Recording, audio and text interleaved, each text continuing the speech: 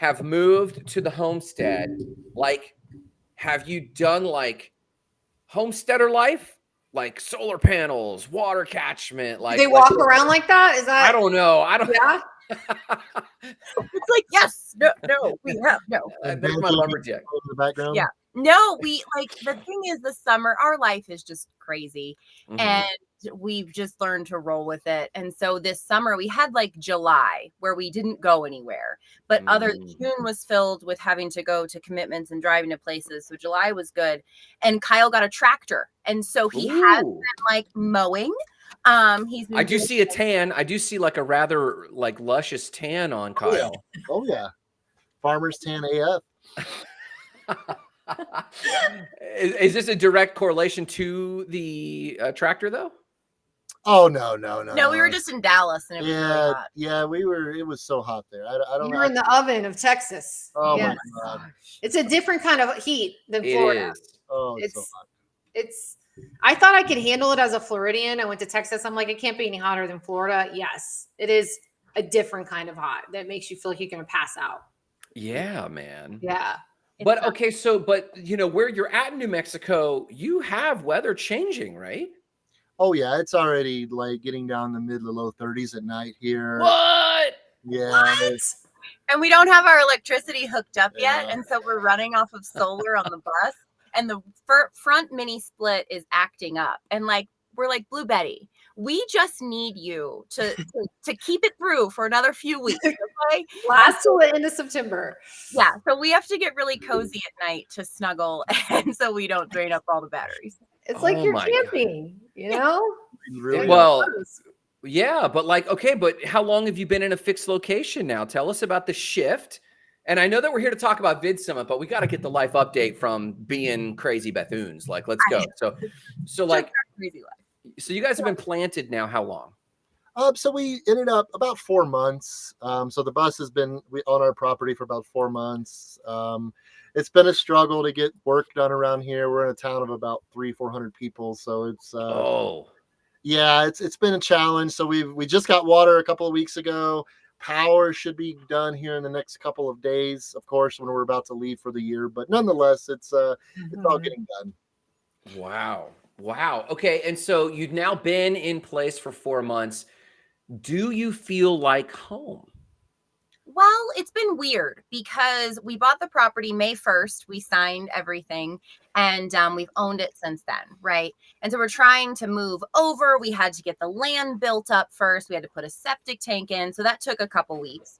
And then the beginning of June, we had to go film Dr. Phil in Dallas.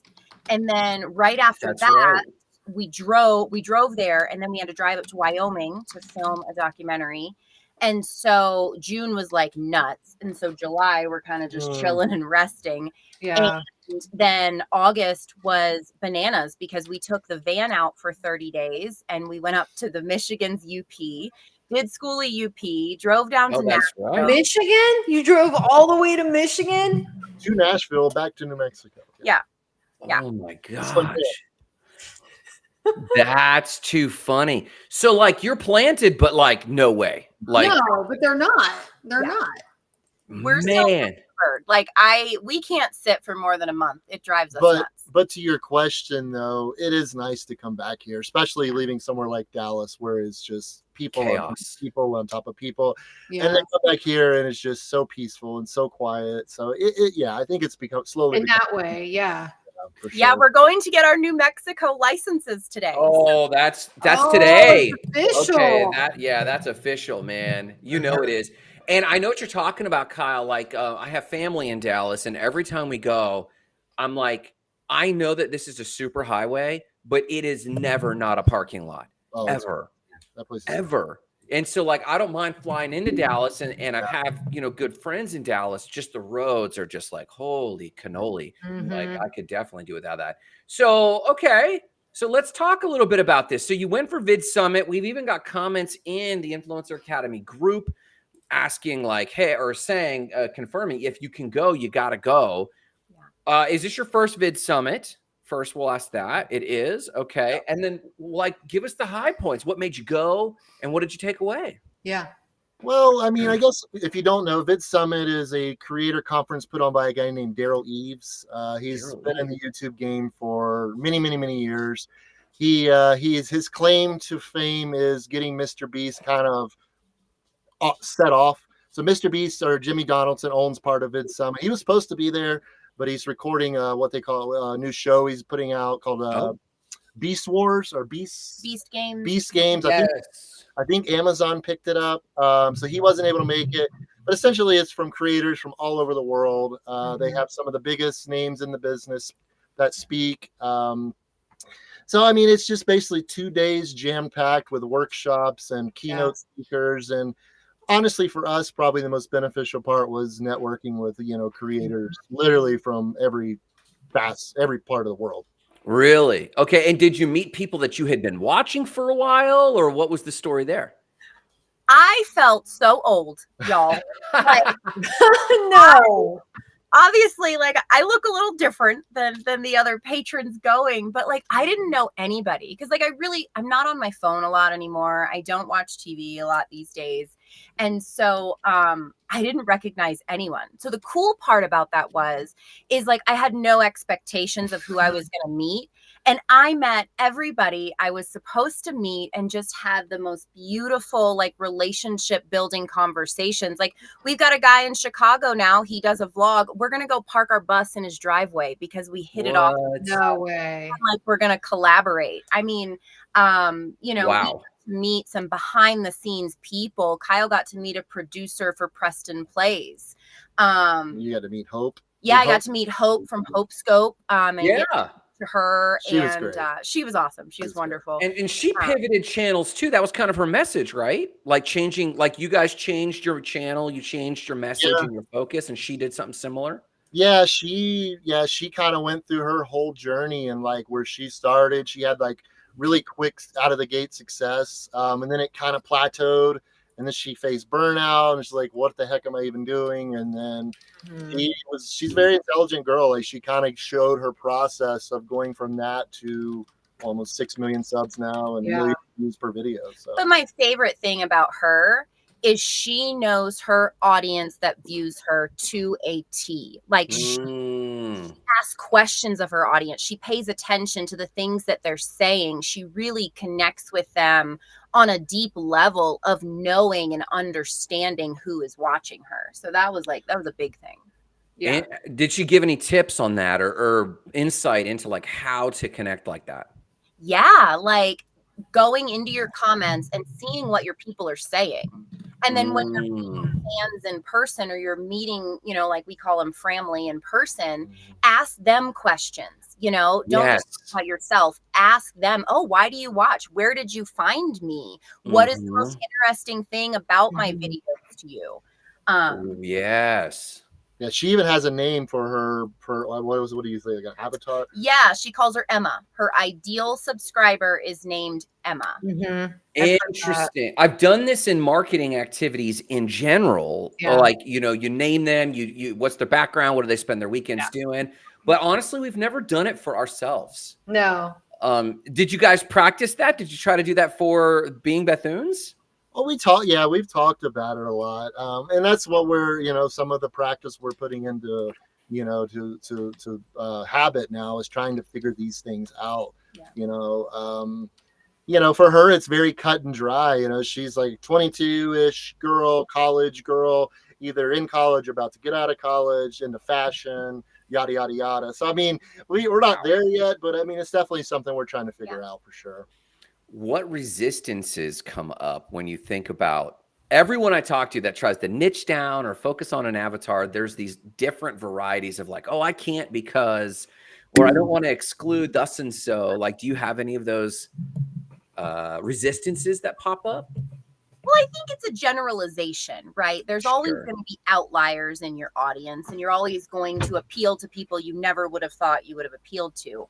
I think for her, that's just a generalization to get an idea of what videos and what content she needs to create, because she had different things around the circle, right? Of things that they like, Starbucks, UGG, Yeah.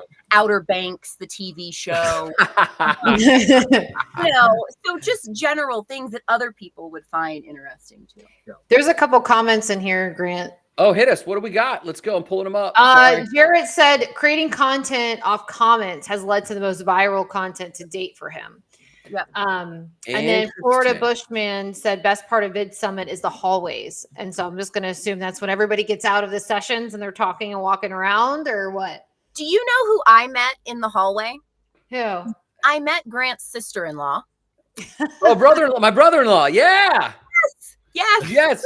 We're just talking. Do you know Grant Nadu? Oh, yeah, I do. And then wait, no, that's not an opening line, right? Like, we knew another RVer, and then they went and followed our page, and they saw that we were connected. Oh my and God! She's like, "How do you know Grant Nadu?" We were going into a roast your thumbnail workshop, and they roasted our thumbnail. Great, but we were going there. She's like, "How do you know Grant?" I was like, "He's one of my best friends, really good friends." Yeah. Oh my God! So it was my sister-in-law. It was a female.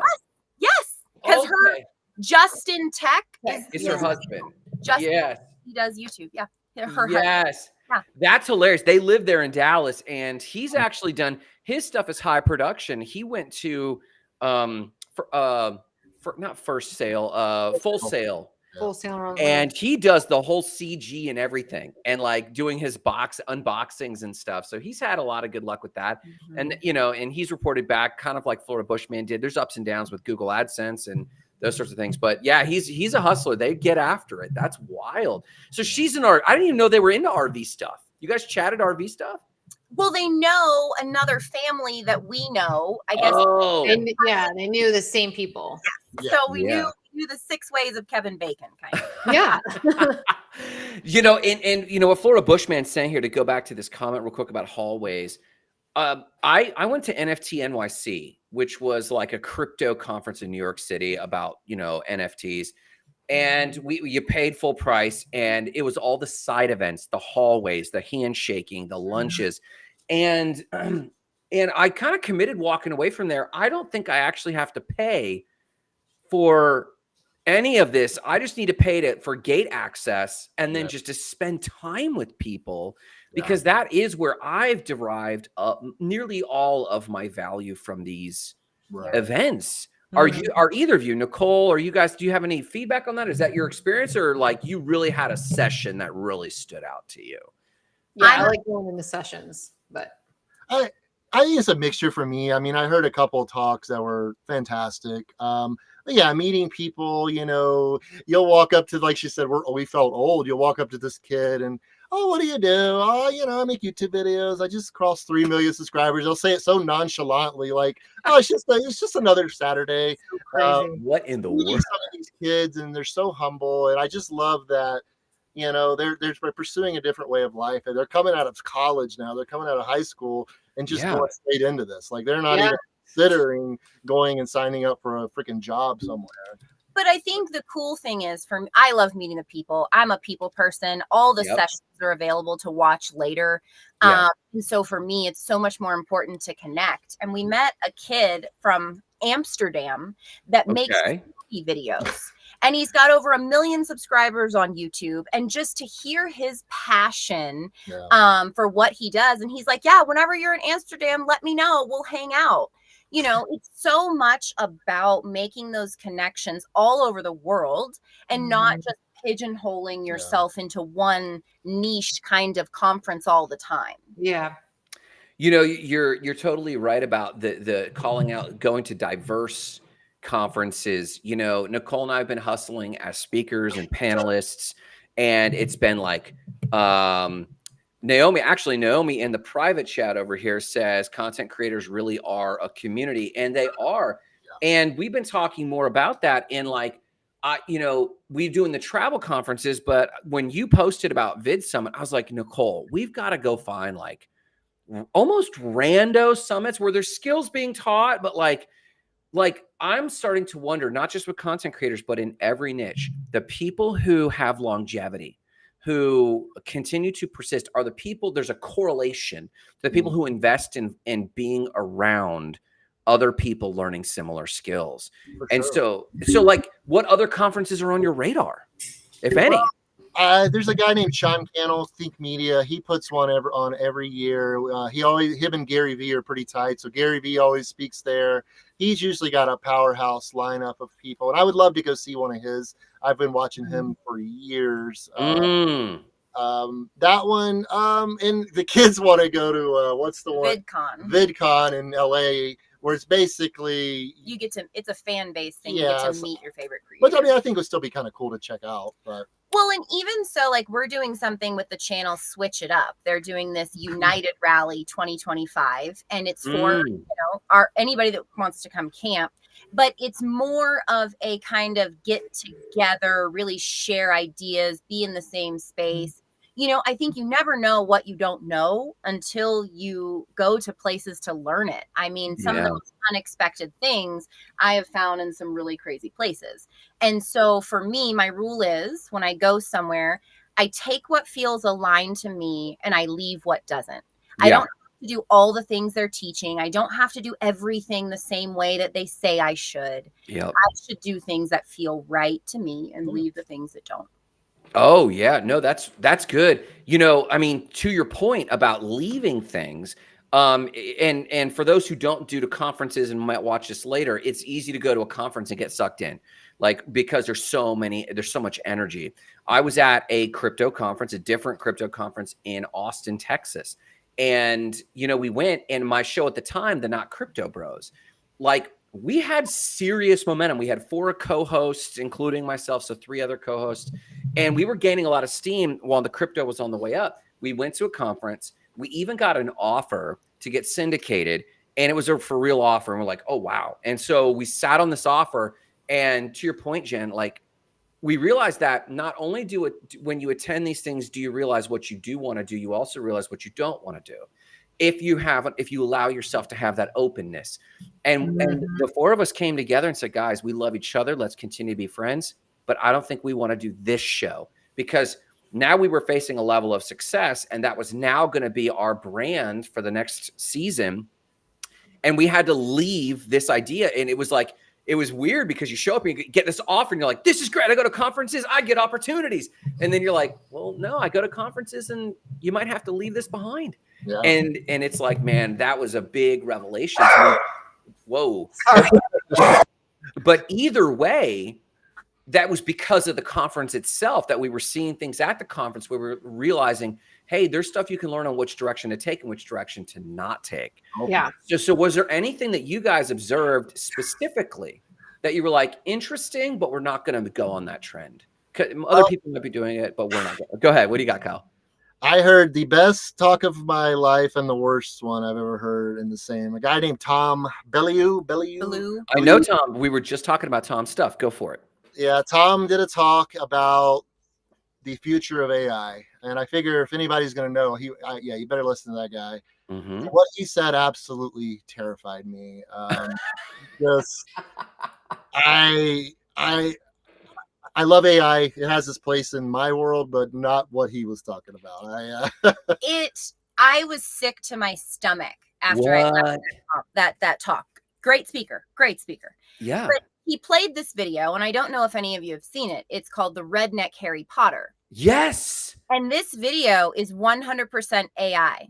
There is no cameras. There is no film set. There is no actors. It is 100% computer generated. Yes. And so what he's saying is there's going to be a divide. There's going to be and I'm sure you all can tell which side I'm going to be on. So there's this split of these people that are leaning into AI, creating other worlds, creating the metaverse, living, internally on a screen. Yep. And they also are creating U-bots. So this bot, what it does is it mimics you. So it can then make videos for your subscribers or your people. It's not you. It is AI using your voice, but stringing, words and mimicking you. Learning your mannerisms, your emotions, everything, your voice. Then something else that they're doing that absolutely terrified me is that they're creating this thing called a friend, and you wear it around your neck. And a friend is this artificial intelligence that learns you, learns your health, learns what you do, learns everything about you, and becomes your friend. Thus, you don't have to talk to other people. You can just be with AI. So it's and my question is, when do people go outside? When are you in the real world? But I digress. So he says there's this split where people are going to be in the 90s and they're going this way. They're like the 90s Amish. And then there's the full AI people. And I think the whole purpose of it is to find balance, right? To use AI as a tool because it's not going anywhere. And to use it as a tool that's aligned with you. It will be very minimally aligned with me, but that's just me. But it was terrifying. Yeah. So Jarrett so this is Jarrett. He was my co-host for Not Crypto Bros. He met Tom at a crypto conference, and we've been following Tom's work, whether it's his art, whether it's his work as an entrepreneur with Quest Nutrition. And his wife, Lisa, is just a fierce woman, right? Like their stuff is very interesting, but Tom himself does live on the edge. And Jarrett met him at a crypto conference. And so he loves Tom. He asks, why does AI terrify you specifically? As a content creator, I see it as leveraging to free me up to live life more. And I think we can kind of guess where he's going. Like if it's you, why not just like assign it to create so many posts a week? What's the terrifying part? Well, here's the thing for me. I am a real, raw, vulnerable kind of gal. I am a human interaction kind of person. And the audience that we've built, we call them family. And I want my family to know you don't have to work like crazy to achieve a life that you love. And so when we take a vacation, I don't schedule posts. As a matter of fact, I don't schedule posts anyway. I post what's on my heart when I feel like I need to post it. We got a loose schedule, but I am a real, raw, vulnerable person. And that's my content. And that's just who I am. And it's okay that other people are very into AI. I'm not. Well, I think the big one for me is I think YouTube came about for a really cool reason, and it's been a really cool resource. There was this kid there, Horchata Soto. The kid was working at Walmart. Okay. He was bored. It was during COVID, and he was bored. He started posting videos. He got this year-long brand deal come down the line. He was able to quit Walmart. Now he's a full-time creator. That's why I love YouTube. It creates opportunity for people that may have otherwise never had it. You know, the musicians that we've had, the artists, the list goes on and on and on of people that have come out of YouTube. And if it's just turned over to computer generated content, to me, it's going to lose some of that appeal. Yeah. Do you think, and I tend to agree, I think that anytime new technology comes along, there's a glut of junk and debris and detritus. Yeah. And then it starts to give way to something more authentic, because I think, to your point, Jen, like that's what we gravitate towards consciously or unconsciously as a species. And, you know, my response to Jarrett would be, for me, it doesn't, like, technology never terrifies me except for the unwitting. For people who are not self-aware, they can get sucked in and see some sort of easy way out or corner cutting, as opposed to creating authentic connection. But here's his follow-up. To play the devil's advocate, people said the same thing about TV, internet, and social. And here's what I'd say about this AI thing. I think I'm reading a great book. Actually, I've got it right here. I recommend everyone check it out. Future Shock. My screen might be backwards. This was written in the 70s. And in this book, before we had mass computers, right? And this is my response to Jerry here myself. Future shock is the culture shock of the future folding in on itself because we're accelerating so quickly. I would agree there was the similar fears with TV, internet, social media, but the ability to authentically, genuinely fake a reality is I wouldn't say that I am 51% terrified and concerned. I'm personally not, because I believe that this stuff will be absorbed and the human species will figure it out. But if I did have a concern, it would be this concern. And like what you're saying, Jen, you actually don't schedule posts. And that itself lends itself to this gesture towards a more authentic connection with your family. You're following people that are expecting an authentic connection with you. And I find that when we skim, me and Nicole, when we skim Instagram, I'm finding that I'm having to scroll further before I see a real connection. One ad, 2 ads, 3 ads, someone's fake, faceless, headless account. And I'm skimming and I'm skimming. And then finally I land on maybe your faces or Nomad Nesters or Nicole when I'm seeing someone I have a real connection with. Right. And to me, it's just a bunch of debris that I won't care anything about. And so I think the unwitting is going to be susceptible to consuming this content. And they let it run. So it's almost nearly irresponsible. The content itself, like, did someone think through if they actually believe the thing that Right. AI is saying, you know, but more than that, it's like, I got more junk to dig through now, Yeah. you know, as opposed Well, to, go ahead, Jen. For me, to speak to what Jarrett's saying, I don't do a lot of TV. I spend about maybe 2 hours on my phone a day. I don't scroll social media. I am outside. I am in nature. I choose what I absorb. And I want to show that to my audience that they can choose what they want to absorb too. So in my own life, I model everything that I put out there on socials and whatnot. And so, like I said, it's about balance, you know, using certain things as tools to help you in an aligned way. Yeah, I think we're forgetting too about kids and them being online as early as 8, 9. I mean, babies, the AI stuff that they see, they're way more impressionable. They're way more likely to believe it. And so I think that's where it can start to get scary, is that they don't understand the difference between news, real news, fake news. They don't understand the difference between a leader and a YouTuber. So I would say as parents, if we have concerns, it's up to us to protect our kids. But a lot of times we're just handing them the phones.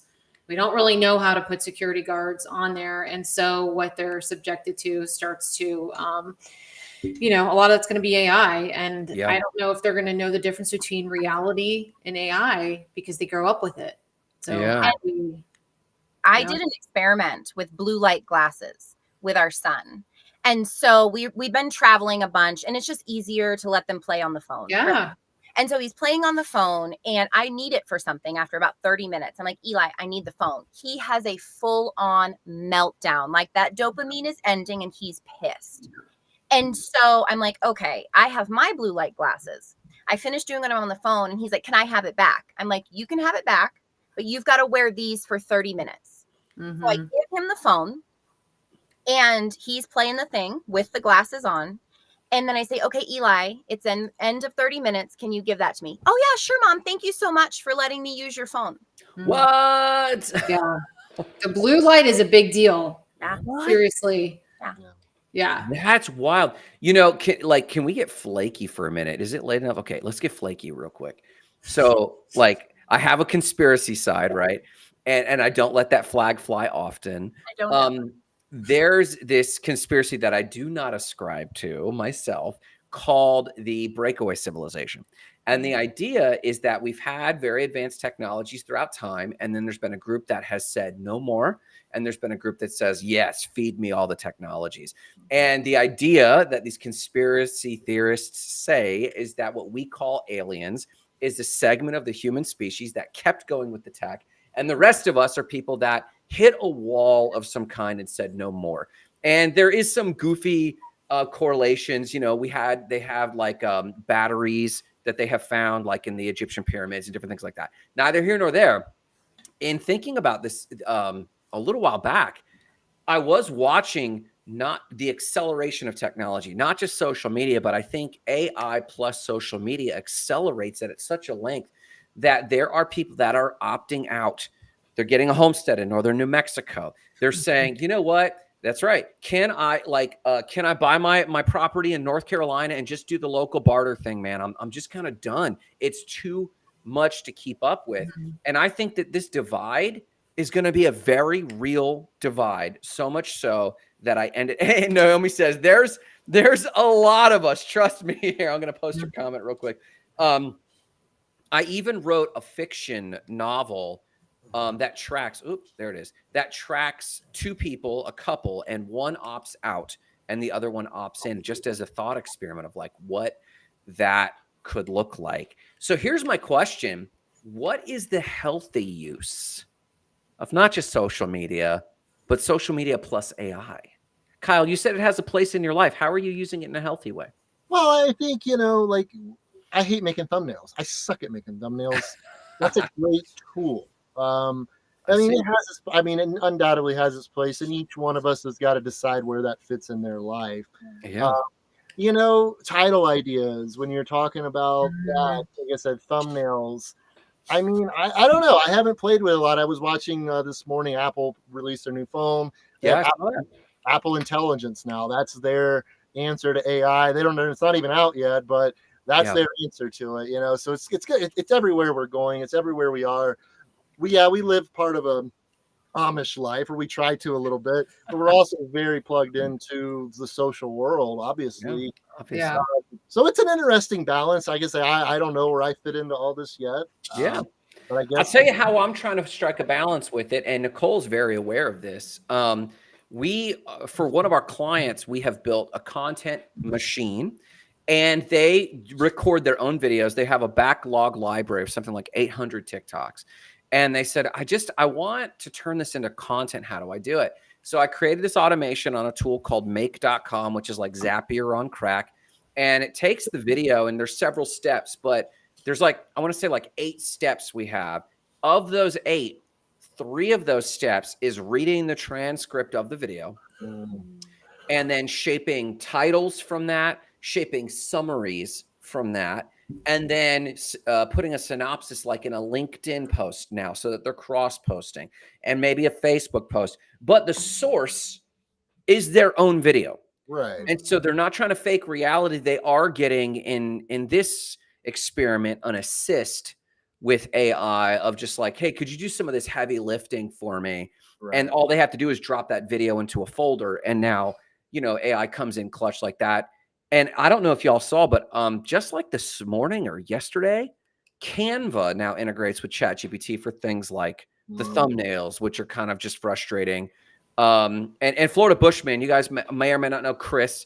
He's got a strong YouTube following. He says, "Hey, I'm a Bush thanks to YouTube," but then he also says, "Me too" on the thumbnails. You guys have to follow him. He dresses up as a Bush and is a prankster and scares people, and it's hilarious. It's hilarious. The best. He's there to make people laugh.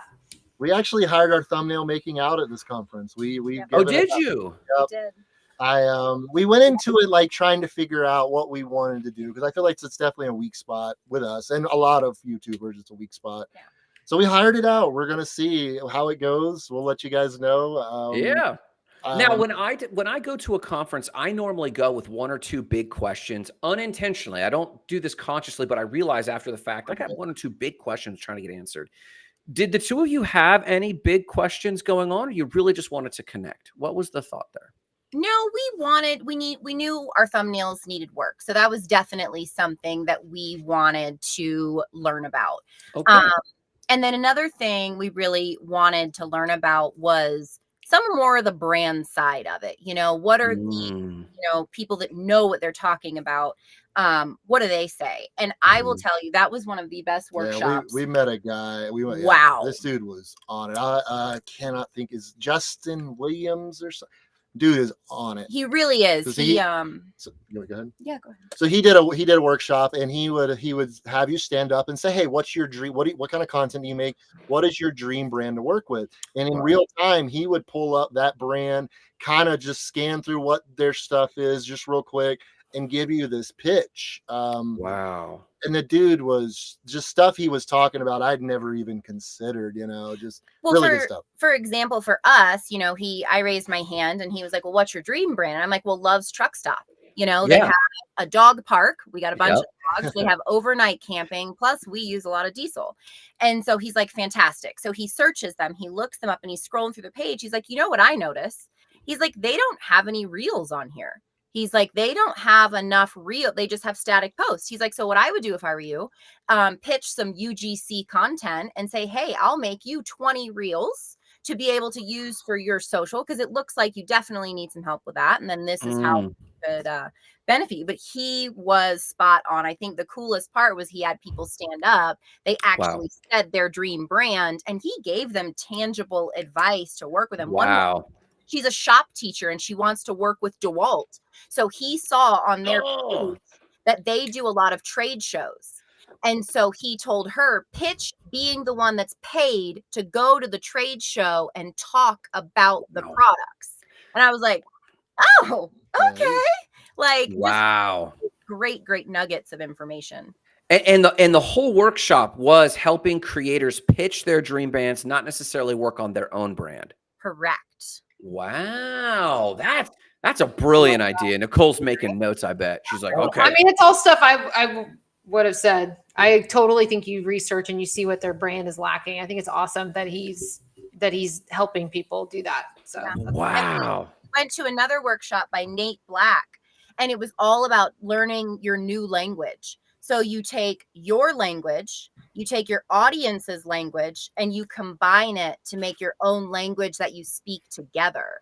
For instance, like calling our subscribers family, you know, that's our language. That's something that we say with them. You know, we name all the things like our bus, our barn, the kids' four-wheeler thing.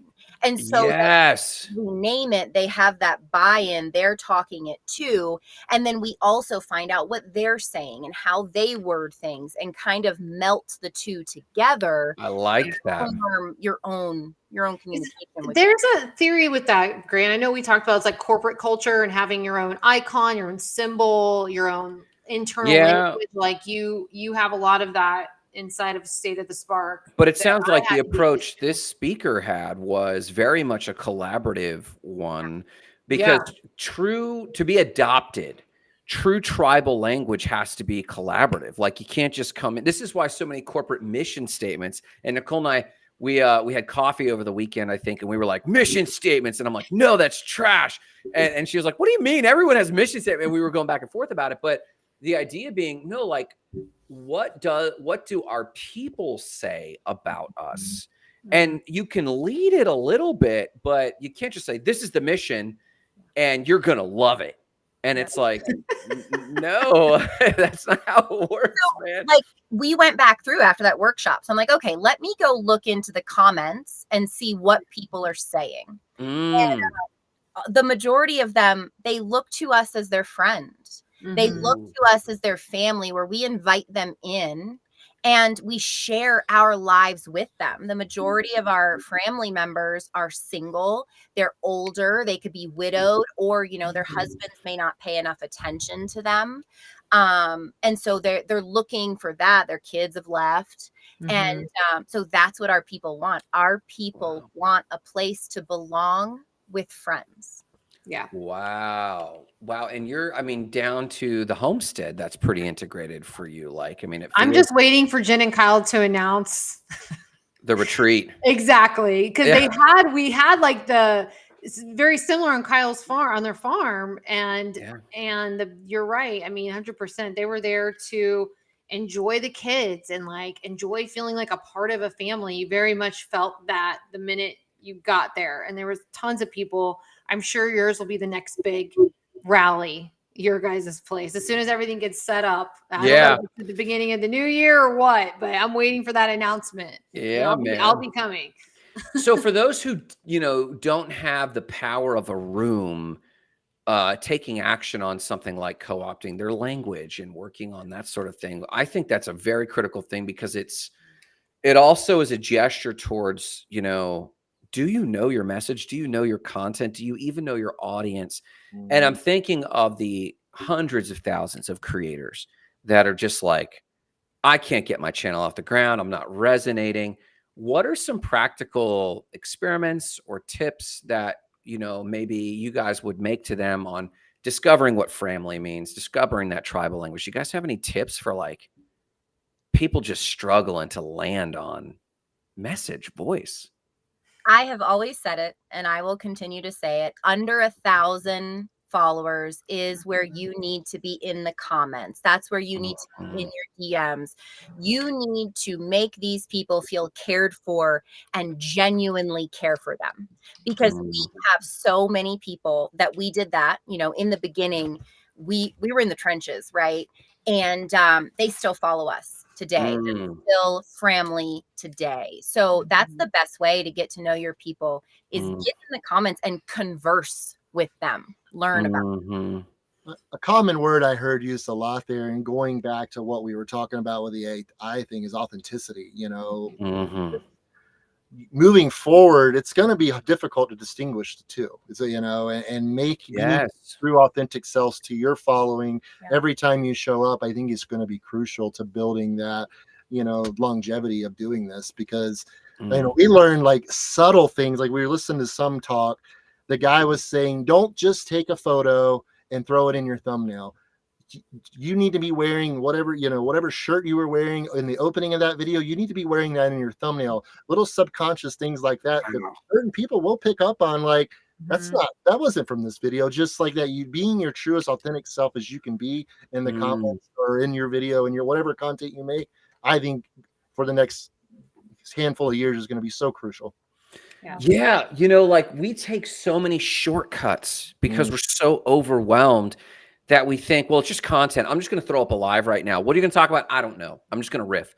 And then it's like, okay. And then like thumbnails, you're right. Like I know that the thumbnail image that I do a cutout in Canva on is literally over 6 months old, had nothing to do with the video. And, you know, the slowing down and realizing, wait, like, I think I often refer to this, someone comes at you and says, oh man, this last video only got 500 views, only 1,000 views. And, you know, they're down in the mouth and you're like, when was the last time you had 500 to 1,000 people in an audience room looking at your stuff? And did you think about that when you threw up that crap thumbnail?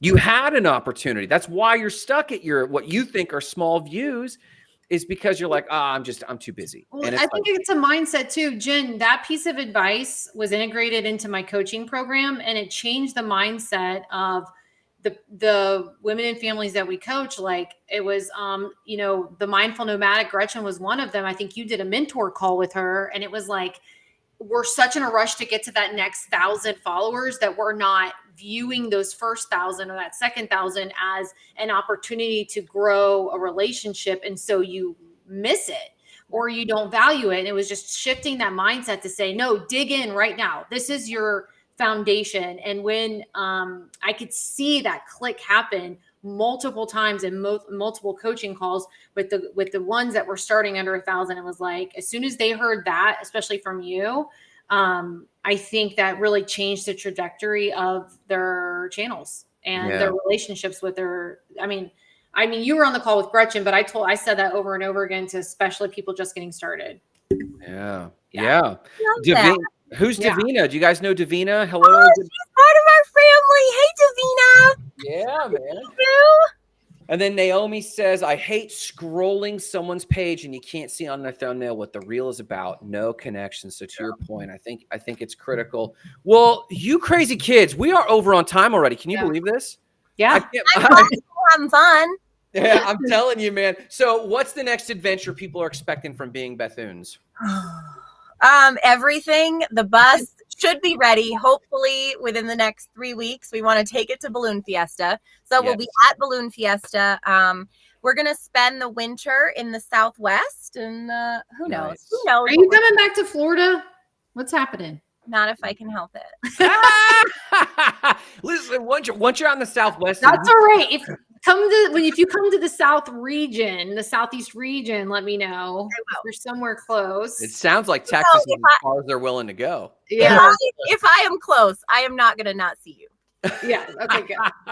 Well, and I was going to say, once you smell the sagebrush out there, and whether it's in the early morning hours or whatever it is, and you catch a whiff of that, you're like, why are we nearly anywhere else? You know, I'm telling you. So I empathize with you. Thank you both so much for your continued journey. Yeah. This has been awesome. Everyone follow these awesome Bethunes at Being Bethunes. Jen and Kyle right here. Thank you for your wisdom. You guys have a great one. See y'all next week. Bye, guys.